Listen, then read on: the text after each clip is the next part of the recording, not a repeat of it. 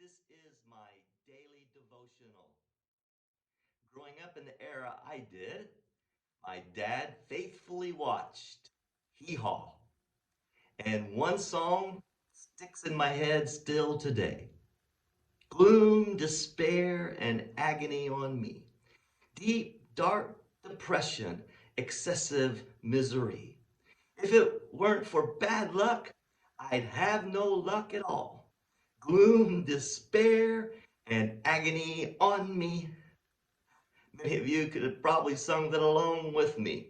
And then each week they'd sing another verse that they would write for a particular show and have a particular country music legend or star singing that.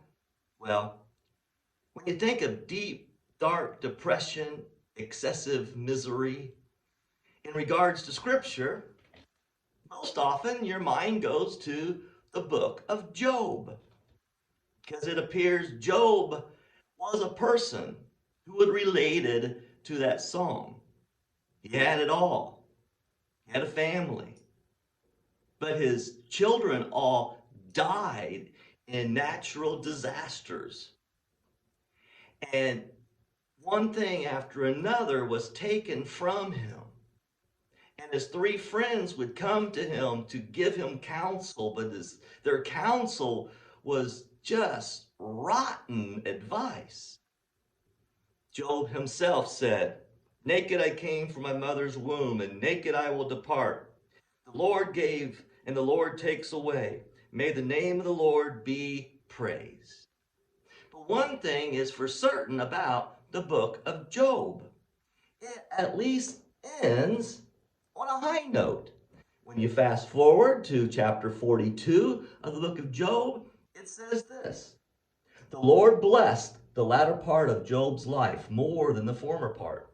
He had 14,000 sheep, 6,000 camels, 1,000 ox, and 1,000 donkeys. He also had 7 sons and 3 daughters. The first daughter he named Gemini, and the second Kesha, and the third Karen Hapach. And nowhere in the land were there found women as beautiful as Job's daughters, and their father granted them an inheritance along with their brothers. After this, Job lived 140 years. He saw his children and their children to the fourth generation. And so Job died an old man full of years. And so, though the book of Job is known the reputation of gloom, despair, and misery on me, it ends on a positive note. Now we are skipping our way through the book of Psalms. And today we're going to look at Psalm chapter 88. Of all the Psalms, there's 150 Psalms. Psalm 88 is by far the most miserable, filled with gloom, despair, and misery on the psalmist. And when you get to the conclusion of the chapter, there is no resolution. There is not a happy ending. Many of the Psalms express the psalmist's situation. It's often gloomy and filled with despair, but it seems to always resolve with trust in God coming through and bringing the brightness of hope in that day. But not in this psalm.